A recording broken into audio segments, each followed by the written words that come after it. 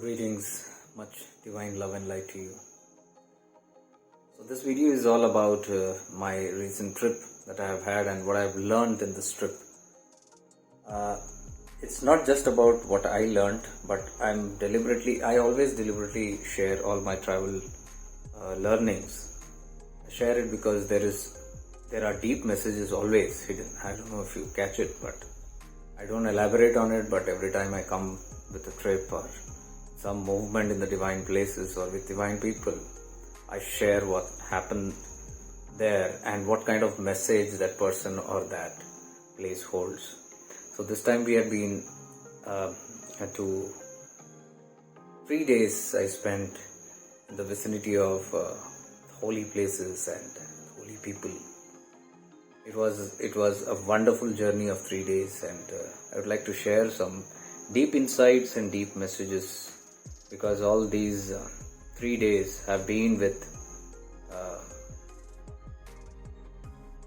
saints and mystical people, and I must say other realms and other dimensions. I would not want or like to speak anything directly on this, but I would indirectly talk about my learnings, but you can catch messages from there if you wish to. So it all began with a redirection in my trip. Actually, I was supposed to go to Kanjangad as planned, but I was redirected towards Bangalore and towards some other holy place that I was supposed to go from Bangalore. But again, last moment, it all changed. Just one day before or one evening before my actual travel to Bangalore, I was supposed to go to Bangalore. The next day, my train was there. But just one night before,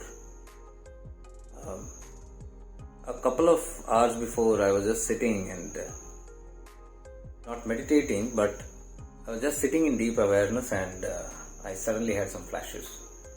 And those flashes were of some stony steps.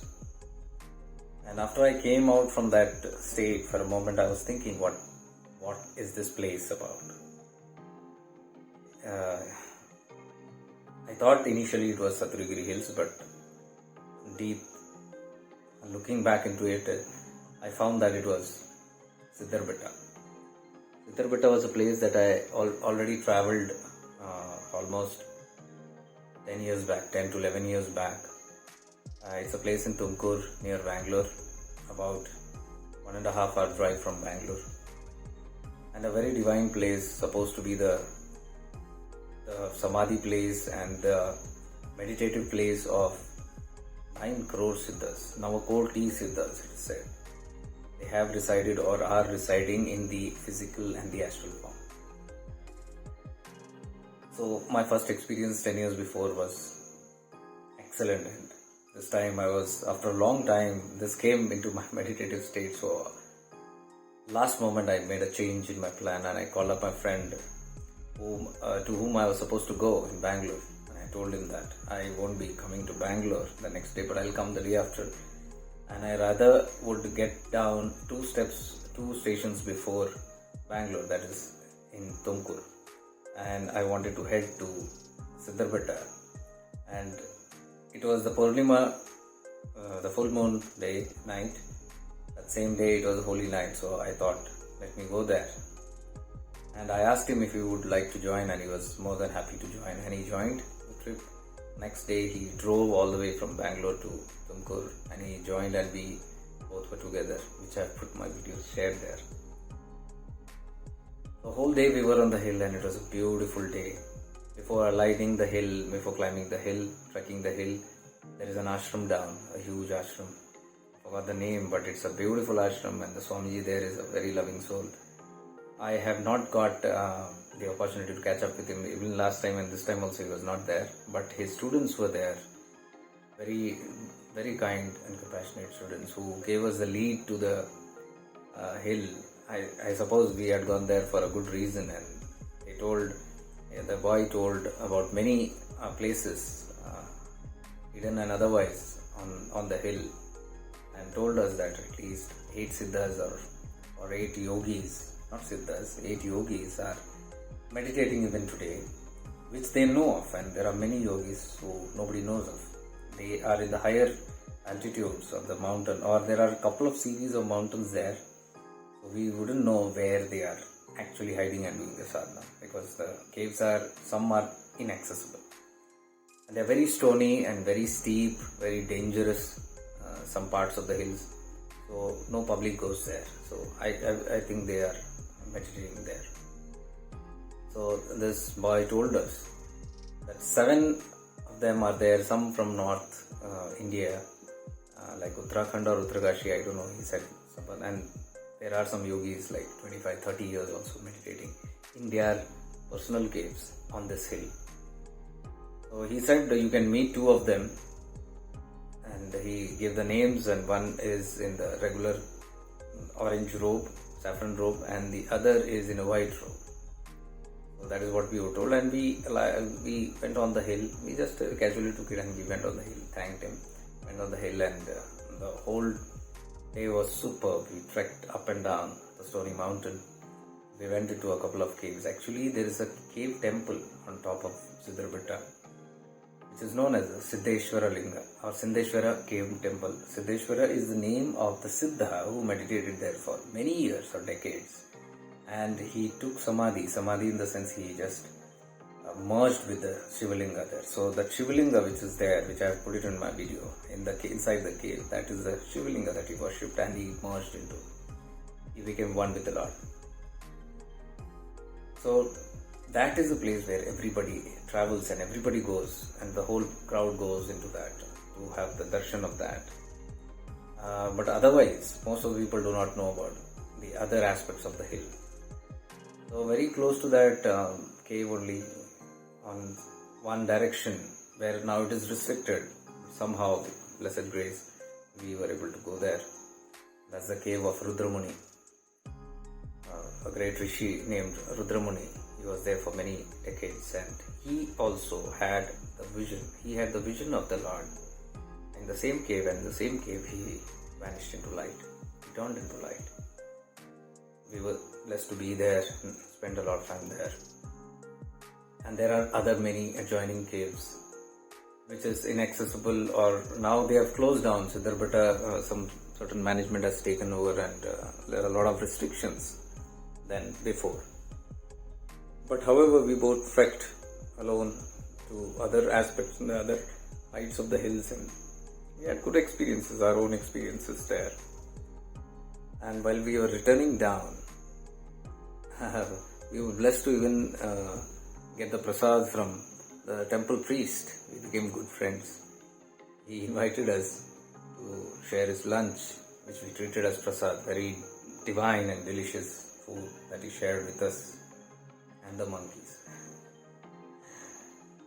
And there was another guy who was showing us around. He became good friends, and he was with us for most of the time there. Then while coming down from the hill, we happened to cross across one person, and we happened to casually talk to him, and rather he also talked to us, and we stood there talking in English. He was talking in English, the gentleman. And it was not much late that soon we realized that he was a yogi. This the boy had told down, because he was standing there and talking to us, and something he made him mention that I am in my cave, I've been so many years here, I haven't had this problem. So I asked him, if you are in the cave, and he wore a white robe, so I asked him, are you so and so yogi? He said, yes, I am the same person. So then I told him we got a lead there, and we didn't know how to approach you, but here you are, and here we are talking. And he invited us to his cave, but it was getting late, so I told next time we will come there. But then he stood there, and my friend had just gone down the hill, and I was standing there, and I saw him talk a lot of divine messages. He spoke a lot about, and there was one certain place I do not want to name now. I mentioned in earlier one of my video that surprisingly I just landed up in that divine place, far away from Tumkur, and I've been going there many years now. Rather not going there, I've been just falling in that place coincidentally. And this yogi knew about that place. He was linked with that place. So he spoke a couple of things about that place, and I was stunned to see the coincidence, the synchronicity. And that is what made me understand that yes, what he's speaking is very divine message, because just a couple of weeks back I was in that place, and here is this person, and I have had my experiences there, and that place is linked with higher dimensions and linked with many ascended masters. They work with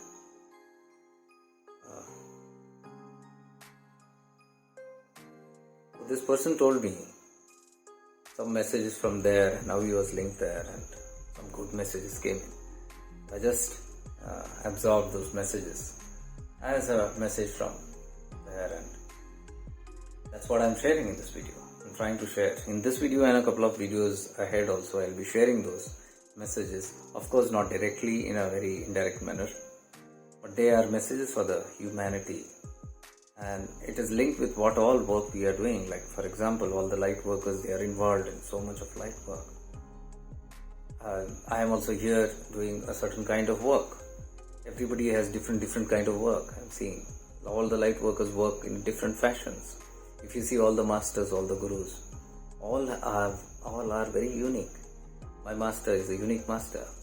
Other masters are unique in their own way. They have their own speciality. They have their own techniques. They have their own style. They have their own way, and that is what makes every master unique. And that is what makes even every light worker different, because you see all the light workers doing and sharing their light or their messages or their guidance or help in various different fashions. They have their own styles. So this is the diversity. This is the beautiful diversity of that oneness, of that same cosmic force, how diversely acts, because it caters to all kind of people. We are all kind of people living here on the earth. Humans are of all natures, all kind, and so whoever suits whoever, they get linked to that and they get help and they get to help. So this is how the whole thing functions. So my master's path, the path that I follow about my master, it's a different path. It's a unique path. There are other paths which are all unique. All are beautiful, all are special. The same way, these ascended masters also have their own way of conveying things and doing their higher work. And we are all linked with that. This I realized in this trip only. Till then I was thinking, oh yes, we are all doing. But the seriousness of it and the seriousness of the higher work that is going on, I understood in this trip. Because in this trip, the first day we spent on Siddharpeta. Second day we spent many hours in the vicinity of Avadhut Siddhappa, who is in a village called Yediur, again in Tumkur. We have visited him many times, and I have shared my insights with him also. And on the third day, we went to another location, which is a divine location. I wouldn't want to name it now. And we also met Devi Amma. So I had called up Devi Amma to check if she is available. She was not available on the first 2 days, and finally somehow we got invited on the third day. And fortunately, she remembered me. I was very happy from our last trip. That was the first trip that I met her. And this was my second trip that I met her. So she was eagerly waiting for us, and there were 3 of us, and we went to her house also on the third day, and we spent close to 2 hours. It's a blessed moment, because she hardly spends otherwise 15 to 30 minutes. And she was gracious enough to give us 2 of her special hours, in which she shared, I can't mention how many details. Just like that, it just poured out from her. All we had to do was ask her a little, and she was pouring it out with a lot of love. And all these messages were from very high realms. If you do not know, Devi Amma is connected to Agastya Maharishi, Agastya Mahamuni. From her age, 15, she had the first vision of Agastya Siddha, who in a very, very dramatic way appeared through light in her room, which she could not fathom, nor her people could fathom. And when she told in her house, nobody believed her. They even harassed her and bullied her, saying that you are not going to say that to people now because you do not fool. Please do not fool yourself and please do not fool the people by saying all these things. It cannot be that with your eyes open you can have such experience. But she was adamant because as a child she was innocent, she did not know.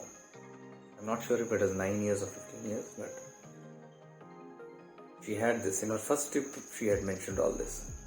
So, and since then she had a couple of visions of Agastya Appa. She calls with love Appa, and coincidentally when I have always mentioned or referred to Agastya Mahamuni as Appa. Appa means father, divine father. So she considers Agastya Appa as her father and Ma Lopamudra as her mother. So if when we went into her chamber, her room which is filled with all saints like Mahavatar Babaji and Ramlinga Swami and so many other saints, all ascended masters, and the big picture painting of Agastya Mahamuni, which she says she got it painted from her artist. In the way she preferred, the artist painted it. I'm sure that is seen from Papanasini, because it is there in Podigai Hills, which Podigai Hills is the place where Agastya Mahamuni finally was seen and supposed to have taken his astral form. So it's in Kerala. So that painting reminds me of that. I asked her if it is Podigai Hills. She noted yes. And there is a beautiful idol of the holy divine pair, Agastya Mahamuni and Ma Lopamudra. And she considers them very deeply as her parents. All the messages, insights that she gets are from her divine parents. All these years she has been living with their guidance. And she has given a lot of messages to many people also. She told very clearly that she did not want to get into the status of being a guru or opening an ashram for various reasons, she mentioned to us. And she was not permitted to actually by her divine parents. So she has preferred to be in this manner and guide people. So in those talks that we were having, a lot of things were shared which I cannot share directly, because if I tell that, it will be people will think I'm bluffing, because people already think she's bluffing, and all those people who talk these talks are considered bluffing, because it is unimaginable to our five senses that such things can happen. So I would not exactly in this video, in this video I am already talking about those messages, if you can catch it. But in future videos also I'll be mentioning a couple of these things that happened, and coincidentally all these three matched. Siddharpeta, Avadhut Siddhappa and Devi Amma. 3 days, what we had, they had a lot of similarities. And of course the other divine place that I had a lot of connection, a lot of similarity. So I could see how the mandala works. Mandala works very deeply, and I would like to say that mandala is always present. The great rishis, the great ascended masters are always watching all of us, always guiding us, but due to our free will they won't interfere. Even our angels and our higher guides are always there with us, because it is their job and their responsibility to pick us up, to make us evolve, to remind us who we are, so that we don't forget and fall back in the loop. This is what Devi Amma also had to give a deep message to me. She was saying, don't forget who you are. You might forget who you are here, because it's very easy when we take the physical body to forget who we are, where we come from. And she also mentioned a couple of us, she said, are from certain realms. We've come from there, and the certain duties that we had happily taken up, but coming here, due to the catch of karma, the clutches of karma, we happen to forget it. But the rishis, the ascended masters, the siddhas, whatever you call them, your higher guides, they are always concerned, because the contract that we sign before coming on earth is in their presence, and they guide us. They guide all the souls who are evolving, especially the spiritual souls, because they have been there while they were in their physical bodies, and even after leaving, the seekers in the physical bodies, and even after the seekers leave their physical body, the astral beings continue helping them. So there is a lot of familiarity when we return to them after leaving the body. But till then we forget, because of the catch of this illusion called Maya. So she was reminding and insisting not to forget who we are. You might not remember. She says they are all deep causes. And she mentioned of many beings, many human beings who have taken birth here, reincarnated as humans for some divine purposes. And they are all there, and many of them are not aware of their state. And so there is a deep confusion, there is a deep pull, there is a deep tug of war.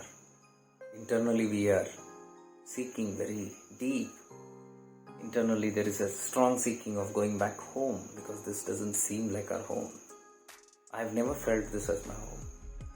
The earth plane, right from childhood. There's something that I knew that is not very permanent. That's one reason I have never purchased anything here. So many people always told me, you need this, but somehow I used to say, right from childhood, even from my teens, I used to see that there was a feeling that, what would I do holding on things here when I don't belong here, and I got to leave today or tomorrow, got to go back home. This was all the time the feeling, and this matched with what Amma was talking about. So this is just not about me, again I'm telling you. I am talking in this manner, but this is all for all of us. She was talking to all of us. We were three of us there. So the messages were that these higher beings are always watching us. And the message from the divine places that I traveled before also, some locations which I cannot reveal now, but messages from there that I got was, even if you can't do great work, it's not needed that you transform or purify yourself to such an extent, with such haste or such stringent ways. It's not needed. What they had to say was, it's from the higher realms, what they had to say was, even if you don't become a perfect person, it's okay, but do good. Be a good person. Strive to be. Choose to be good. They said that is the only religion that is eligible. They say you don't go and bang your head here and there. There are no needs of doing stringent tapas, austerities to become one with the Lord. There is no need to go and ring the temple bells. There is no need to go and prostrate 1,000 times in front of idols or any places of worship. There is no need to go barefoot, pilgrimage, so many places. All they said is, the time now is something bad. All you need to be is to choose to be good. Do good. Harm no one. Judge no one.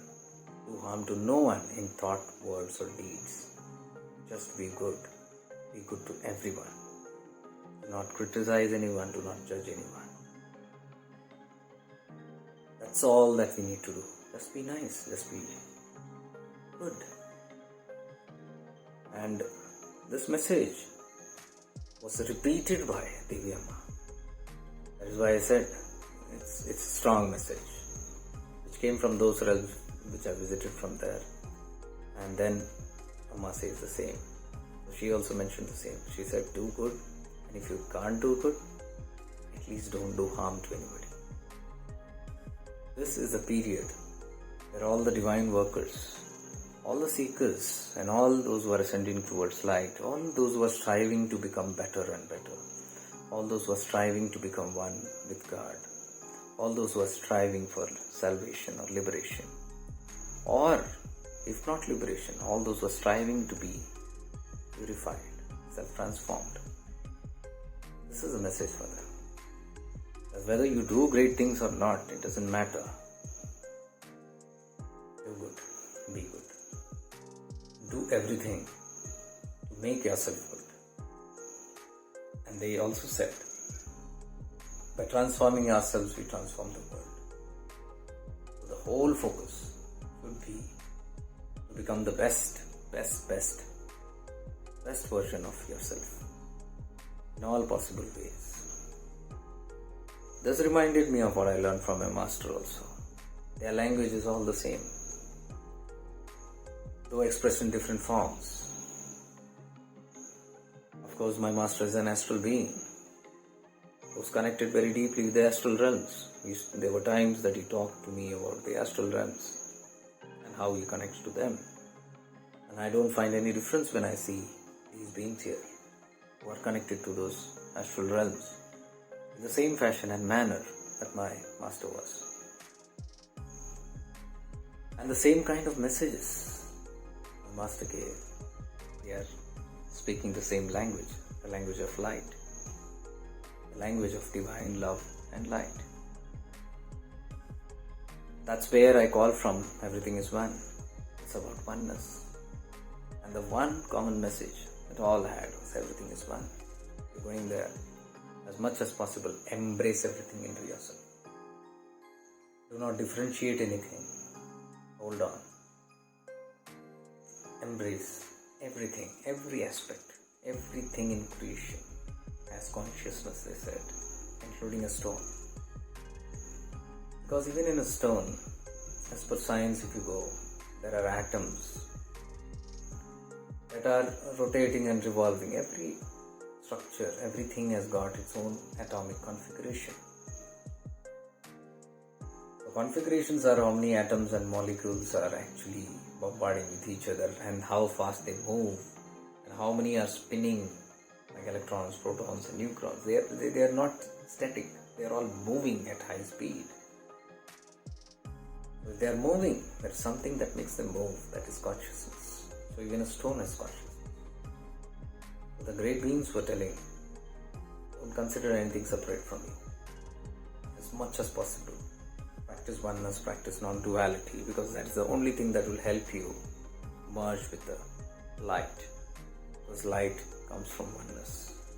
Light is present in everything.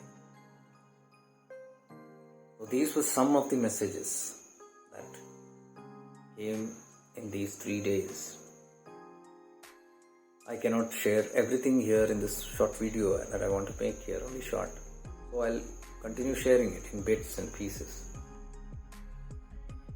One thing that made me very happy was the shifting into awareness that I have been doing for a long time now. And the messages that I was giving, I was thinking that I'm struggling to get these messages and I'm striving to make this available in this video form or the post form, and this is coming from my inner consciousness. I was thinking that, but now I realize there is no separateness from my inner consciousness and the consciousness of the higher ones, of anyone for that matter. I can see the similarity, and in this trip I was assured that these are going right. I was very happy with this trip because it gave me an assurance. So I continue to do whatever little I can in my own format, in my own style. for the people who can relate with it. Of course, if you don't relate, it's fine. There are other people, there are other beings, there are other light workers who may relate to. Doesn't matter. The idea is that we all understand divine language of love and light, divine love and light, in any format, any path, any faith, any method, any way.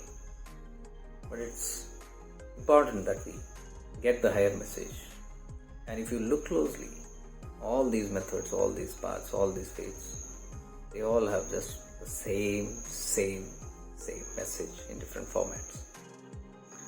So it's amusing and interesting to play with words or play with different styles. It's a part of the Maya. But that's okay again. Those who understand this, those who see beyond this will be able to see how funny it is, that it's all the same. So this was about my 3-day trip, and the trip with Siddhappa also was a little different because this time I got 2 whacks from him. He's an Avadhut, and yes, whenever we go to Avadhut we can expect the unexpected. But it was very loving and it was very nice. One of the best trips that I have had to Siddhappaji. Because nowadays he's not meeting anyone. I was told about a couple of months that he's not seeing anyone. So he's locking the gate and many people he's turning away and some are standing in the sun. I was told by my friend, but that last time he went, almost 2.5 hours he was out in the sun. So this time also we had gone there and it was sunny and the gate was locked. Unusual of him, but I can see that he is not very interested in meeting people these days and he gets very angry. He has always been very angry. So he's an Avadhut, he's a mystic. So he was working in the gardens and we were standing outside and around 15-20 minutes had passed. We were still in the sun and I was looking at him. He looked at us twice and he ignored us. He was not interested. Then once he came and he said, "Where are you from?" I said, "Wherever I am from." And he said, "You all go away from here. I don't want to meet anyone." Okay, we stood there because we are used to all these kind of behaviors from them. So we stood there. He went into his hut and he was mumbling something inside. Then what I did was I was internally connecting to him and I was just saying just one thing, because we have come a long way. I was just saying it's okay, because every time he gives us food and all that. This time we had not prepared also food. I could see that no smoke there from the hut. So I just told, it's okay. In the mind, I was communicating with him, telling him that it's okay if you don't give us an opportunity to sit around you, but at least give us a glimpse of you, your darshan, or at least glance upon us once, or at least speak one word to us and send us away. We don't need even food. Do not give. It's okay if you don't give us food or anything, but at least give us a little water and send. I was talking in this little emotional. I was talking this in my mind. And just 2 minutes later, he barged out of the hut and he came angrily towards us. And he asked again, "Where are you from?" I said again, "Wherever I am from." He said, "Get out. Don't you hear? I've told I don't want to meet anyone. Why are you lingering around here? Get out from here." I was saying, okay. And in the same tone, he was saying, "Get out. Go away from here." And then he said, "Do you want to have food?" I said, "Yes." He said, "Then come in." He asked the guy who was serving him to open the gate. And that guy came and ran and opened the gate. And he went into his hut. We followed him. I knew there was more because this time he was very pissed off. And he went into his hut and he sat, and I could see there was no food enough prepared this time. But there was kashaya. He gives this herbal tea to everybody who comes, and it was boiling there, and he said, "Would you have kashaya?" There was no food, but he said, "Do you want to have food?" And that was the bahana, that was the way to get us in. Inside there was no food, but he said, "Kashaya." And nobody could deny it, and we 3 sat there, 3-4 of us. He gave us a glass of all the kashaya, we drank. Then he ran inside and brought a mug full of water, steel mug of water. And he came rushing towards me, angrily from there only. Eyes red, He came and said, drink. I was trying to take the water from him, but he did not give. I put my hand in front and he pulled it away. Then I thought he wants to give this way, so I did this way. He was yelling at me, take this. So I was doing this, he was saying, take water. So I did then this, take this. So always I thought, I knelt down, how is he trying to give me? But he was all the time angrily. And then he took his right hand and banged me twice here. And I was like, okay, what to do? I don't know. And then finally when I had held the tumbler, that jar, the mug, he left it. Drink fast. And I took a sip because there were other people also. I took a sip and gave it to me. He said, drink. You want water, right? Drink. You want water? Drink. In Kannada I was saying. So I was drinking, and that time it flashed to me. I said, oh my God, this is what I had asked for. I said, at least give us little water and send us. And he brought literally water. He made me drink half of that jug. And then the jug was passed. He gave it to the rest. So that was one beautiful incident. Then after that he sat and he was mumbling. He was giving some bad words here and there, cursing this and that, hooking up. And he keeps talking to astral beings and all that. And then he said, if you guys can meditate, go and meditate there, otherwise get out. So his sevak came and he instructed them to take us to his underground cave he has made. This is the first time he asked us to do that. Probably he knows we meditate and all that, so he sent us there to meditate. And 1 hour we were there. But he was very clear. If you can meditate or else get out. And every time with Siddhappa, this has been the common message. There were many times he had, Steven personally told me that you should be either meditating or you should be doing your karma. Whatever your responsibilities are, you should be doing that responsibility, worldly or spiritual, whatever responsibility. Otherwise, you should be meditating. This is what he tells many people. Only these two, nothing else in between. And this is exactly how he lives his life. If he is not in samadhi, you will find him working in the fields. And if he is not in the fields, he will be in samadhi. Then he asked. Okay, then we went to the meditation, we came, and I was very happy, I was very satisfied, and I bowed to him and I said, Appa, we are living in Kannada. I said, sit down here. Some other people had come. With them also he made us sit down. And he gave us a lot of khara and all those things. Chakli and those things he gave. And then, yes, he also asked all three of us, what do you do? One said, I'm a computer engineer. What do you do? The other said, I'm a software engineer. He asked me, what do you do? I said, I'm a computer designer. I do the design. So he was like, oh, they're all past. They passed great things. He was meaning to say they are all well educated. And then he talked to his other boy, his own boy there, who helps him. He said, these are all pass, great pass. I don't have any pass. I have not passed anything. And then he took his cigarette, he was smoking, and he took a long puff. He said, you know, I am passing one thing. I know only one thing. And he said, that is this. He pulled, his eyes went up, and Antar Kumbhak, inner Kumbhak, internal Kumbhak. He held the breath for some time and he was in that samadhi pose. And then smoke didn't come out. And he said, this is all that I know. Do you know this? He was asking that boy. I said, no. Okay, send them for meditation. And then we meditated, we came and all these things happened. And then finally when he was happy with it, he said, now go, get out. That's how he lovingly tells everyone, get out.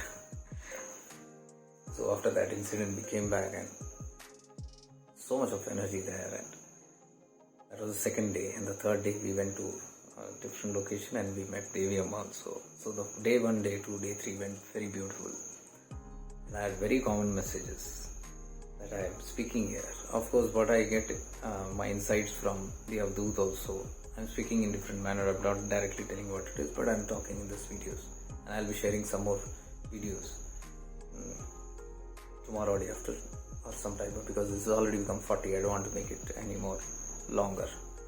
So finally, the whole mandala is with us, with everyone, and there's no partiality. They say God is, or that force, our source, is unconditional. There's no one there to punish you. Even if you have done wrong, if you're not doing right, things are not going right, if you're falling 1,000 times or 1,000,000,000 times, even if you fall 1,000,000 times, they say one more chance is always given, because God never punishes. It is we who punish ourselves with our own karmas, with the way there is a consequence to everything that we do. So if we don't choose it right, or we don't do things, we learn lessons from those karma, and that is how life is designed. So we punish ourselves, they don't punish. They are actually having a bad time, not really bad time, but they don't like it when you suffer. So they always try to help you out, even whatever kind of problem it is. So it is our duty, as the main message of this video is, to just become good, do good, become a good person, do only good to others, and if good cannot be done, do not harm anybody, do not judge anybody, do not criticize anybody, accept everybody the way they are. Just accept and love everybody unconditionally. So with this, I take your leave. Much divine love and light to all of you. Gurudev Sharanam, Guru Mandala Sharanam. You stay blessed.